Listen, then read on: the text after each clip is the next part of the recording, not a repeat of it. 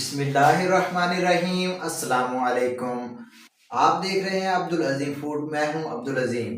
आज आपके लिए बहुत ही अच्छी टिप लेके आया हूं ताकि आप इस टिप से फ़ायदा उठा सकें। और मेरे ख्याल में पूरी यूट्यूब चैनल पे ये वाली टिप आपने पहले कभी नहीं देखी होगी।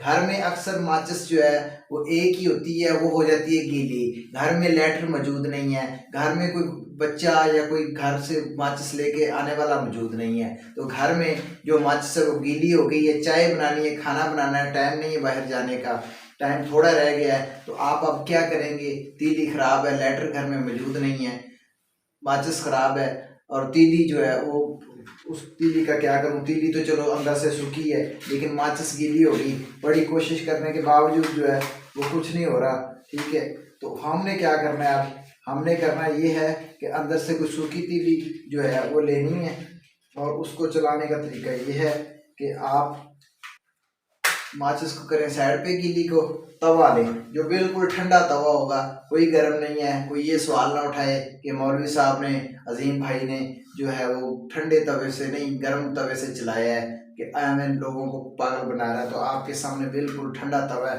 तो हमने क्या करना है? तीली सूखी हो, जो सूखी तीली जो है उससे हमने बाज़ का जो है वो कोई ना कोई तीली जो है घर में किसी दराज रोज में कहीं ना कहीं से मिल ही जाती है।